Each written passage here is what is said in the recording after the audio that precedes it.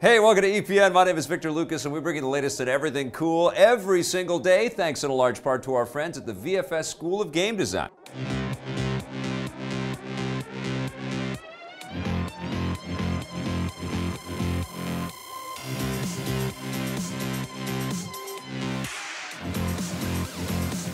Thank you so much, Vancouver Film School. Now, today's rundown is dedicated to Lucas Sutcliffe, who gave up video games for about 5 years, but came back because of EP Daily and all the content that we make. Thank you so much for watching. This rundown is all yours. PlayerUnknown's Battlegrounds has just broken one of the biggest gaming records of them all.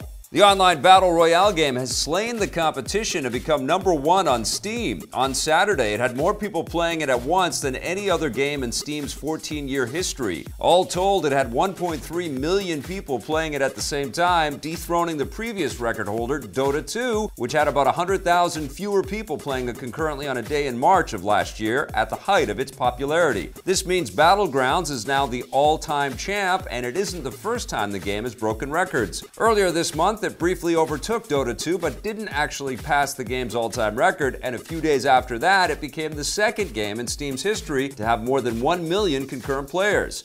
This further cements Battlegrounds as a gaming phenomenon. It exploded in popularity after it launched in Steam Early Access earlier this year, and it hasn't shown any signs of slowing down. The final version is expected to launch on the PC before the end of the year, along with an Xbox One version around the same time. It's pumpkin season, so here's some festive news for you. The Halloween franchise is getting back its original Screen Queen. Jamie Lee Curtis, who starred in the very first Halloween as well as several of its sequels, is set to reprise her role as Laurie Strode in the upcoming reboot of the franchise. The studio behind the film, Blumhouse Productions, made the announcement and released this photo of Curtis with Halloween's knife-wielding killer Michael Myers lurking behind her. It's unclear exactly how her character is able to return to the series. Curtis appeared briefly in the 2002 sequel Halloween Resurrection, where she was killed off. So the new movie will at the very least have to disregard that film, if not all the other sequels as well. Jamie Lee Curtis and Michael Myers aren't the only Halloween icons returning for another night of mayhem, because the original film's director and co-writer John Carpenter is serving as producer, making this his first time working on the series in almost 40 years. As for who's directing this time around, that might surprise you. The movie will be helmed by David Gordon Green, who's best known for directing comedies like Pineapple Express, Your Highness, and episodes of Eastbound and Down. He's also co-writing and producing the film with his frequent collaborator, Danny McBride. Yes, Kenny Powers is making a Halloween movie. Hopefully it's a treat and not a trick. Don't laugh, it's not funny. We'll get to find out when it stabs theaters a year from now.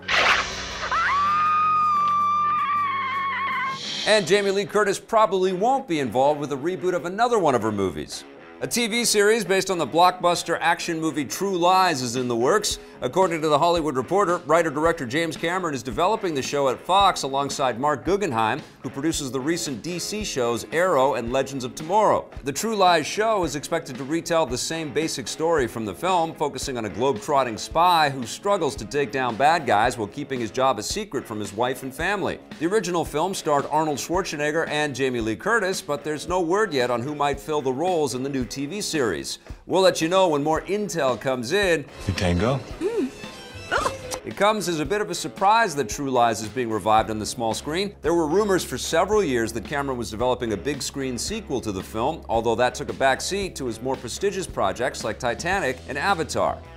Small screen history was made last night at the Emmys. Hulu's original series, The Handmaid's Tale, based on the novel by Canadian author Margaret Atwood, became the first streaming show in history to win the coveted Best Drama Award. Although the Netflix series House of Cards is the first streaming show to be nominated for the category, The Handmaid's Tale is the first one to actually take it home. This, along with the fact that other streaming shows have been nominated for Emmys and other prestigious awards more frequently, shows that streaming is becoming a more important part of the television industry and will likely overtake traditional airwaves in the not-too-distant future. It looks like the battle is over for online shooter Battleborn. Publisher Gearbox Software has announced that the upcoming fall update for Battleborn will be its last. Writing on the game's official forums, creative director Randy Varnell says that there are no plans to release any new content for Battleborn after this, and all of the game's developers have transitioned over to work on the studio's next big project, which he calls a highly anticipated but unannounced game. Hey, find out if they're a reunion! It's pretty much guaranteed that this unannounced new game is Borderlands 3, which the studio has already hinted at several times, although it hasn't yet been officially revealed. You wanna go back? Huh? You wanna go back to that? As for Battleborn, the fact that the game is finished is sad news for fans, not to mention Gearbox themselves. The game was released early last year with the studio hoping that it would have a long life, but the player base quickly declined, with many shifting over to a similar online shooter, Blizzard's Overwatch, which is much, much, much more successful. The world could always use more heroes. Gearbox says that the Battleborn servers will be up and active for the foreseeable future, although they haven't said exactly how long that foreseeable future will be.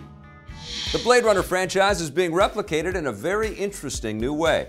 With the upcoming sequel, Blade Runner 2049, about to hit theaters, distributors Warner Brothers and Sony Pictures are working on a new short film inspired by the two movies, and this one is a Japanese anime. It's called Blade Runner Blackout 2022 and takes place a few years after the original movie, bridging the gap between the two films by helping to set up the new characters, events, and locations. Best of all, the short film is being overseen by legendary Japanese director Shinichiro Watanabe, who helmed the iconic anime series Cowboy Bebop. It should be pretty cool to see the Blade Runner universe realized in the unique Japanese anime style. The short will be available for free online next week if you want to check it out. This isn't the only Blade Runner short film being made just in time for the new movie. Warner Brothers has already released 2 live-action shorts featuring Blade Runner 2049 supporting players Jared Leto and David Bautista.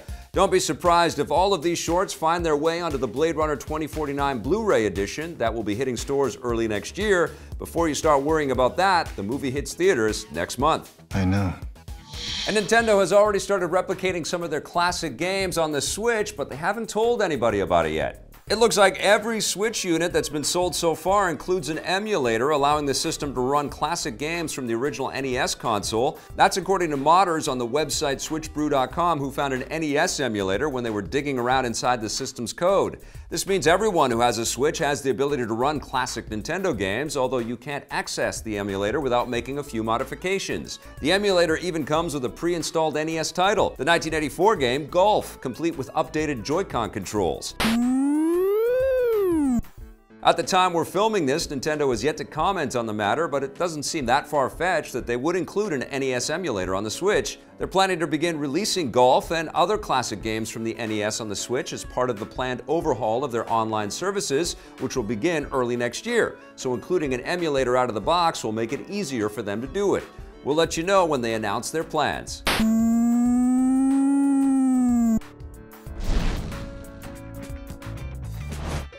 That's it for the rundown today. Thank you so much for watching. If you'd like to learn more about game design, visit our friends at VFS.edu. We'll be back again tomorrow with a brand new episode for you. But in the meantime, check out some of the other content we've been making. And if you dig it, hit subscribe, okay?